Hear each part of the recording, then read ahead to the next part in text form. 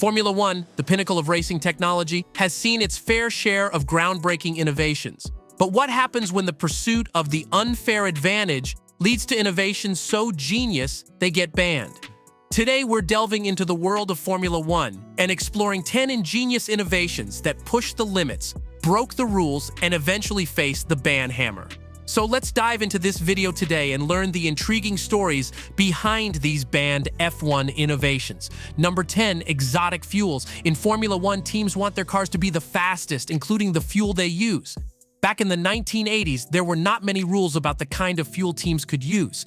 This led to some teams trying very unusual and extreme fuels to make their cars go even faster. Using more fuel in a race car makes it heavy, and heavy cars are not as fast, so teams wanted to get more energy from the fuel they used, allowing them to carry less of it. Honda and Shell, two companies in F1, once made a fuel that was mostly toluene, which is not good for health. They were so proud of it that they even wrote a paper about it. But using unhealthy fuel is unsafe, so new rules were made in 1993. Now, F1 cars have to use fuel that is more like the regular gasoline we use in our cars. Some teams still try different things to make their cars faster, like burning special engine oil, but they have to be careful because there are rules to follow. Number 9, shark fins.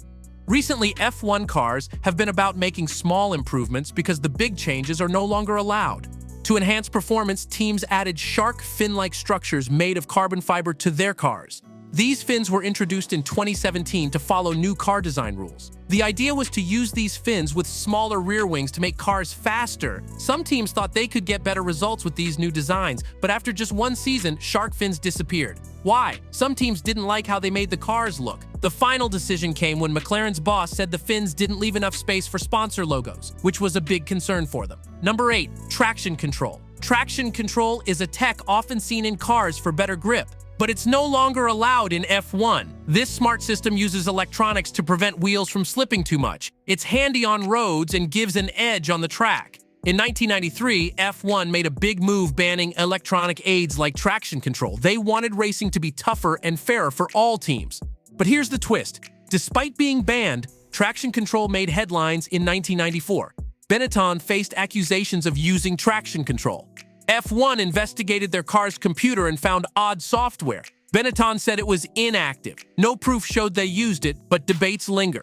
Even though Michael Schumacher won that year, the traction control controversy remained. Later, F1 found it hard to police, so they allowed it again in 2001. But in 2008, they banned it once more to stop teams from using illegal software with a new standardized control system. Number 7, six-wheeled cars. More power is cool, but how about more wheels? Designer Derek Gardner had this idea with the Tyrrell P34. It had 2 regular tires at the back and 4 small 10-inch tires at the front.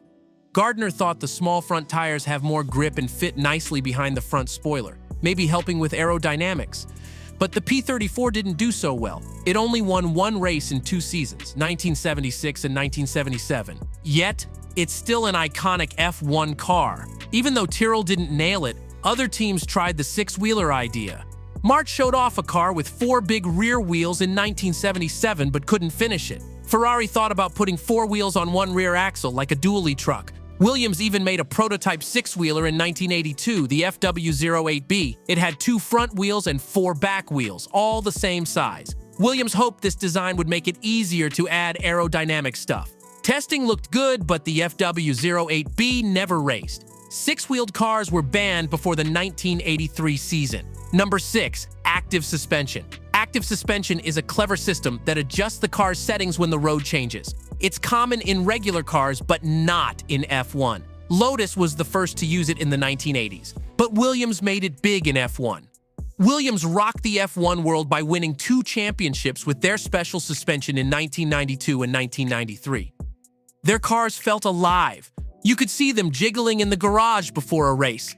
But some drivers found it tricky to predict how the car would act on the track because of this system. Other F1 teams weren't happy about Williams' success. They said the tech made driving too easy and was too costly for poorer teams. So, at the end of 1993, F1 said no more to active suspension and most electronic aids.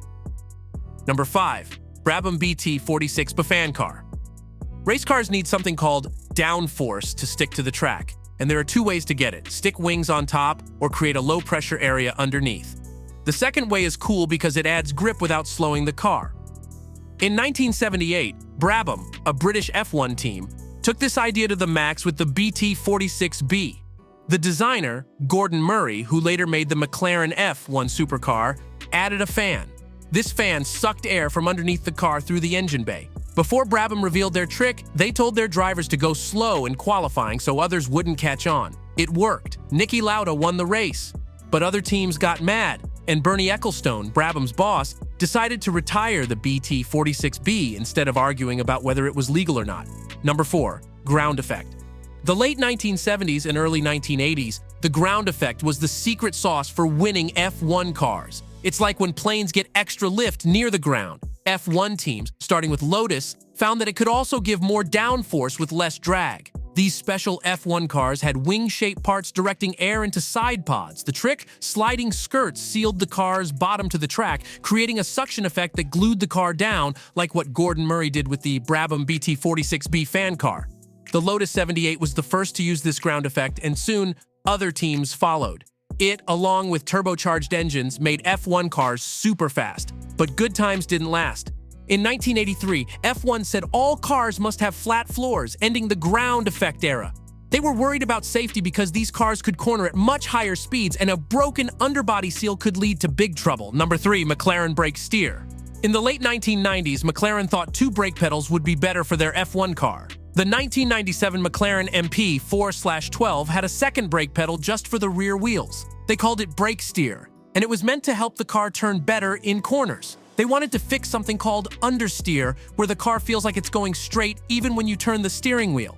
Using the rear brakes during a turn was supposed to help with that.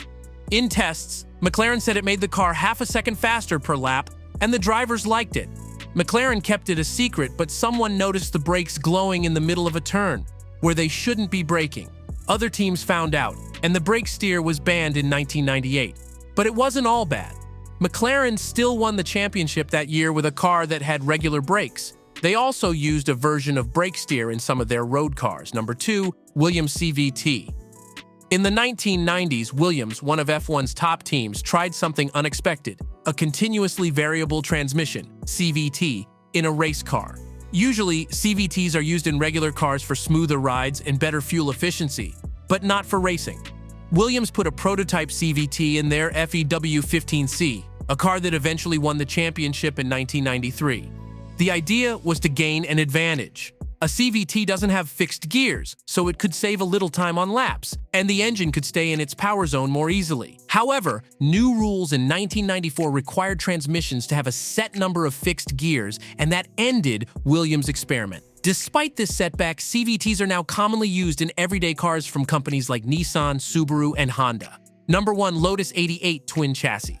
Colin Chapman, the founder of Lotus, was known for simplicity and lightness, but his Lotus 88 car was quite complex. Instead of one chassis, it had 2 stacked together. Chapman aimed to keep using ground effect, a concept Lotus had pioneered in F1.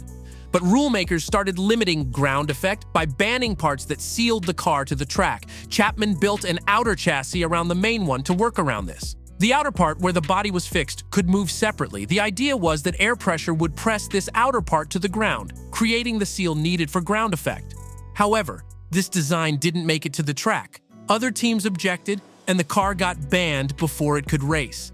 New rules in 1983 also closed the chapter on ground effect cars for good. So what do you think of these 10 genius F1 innovations that unfortunately got banned? Comment below and subscribe for more.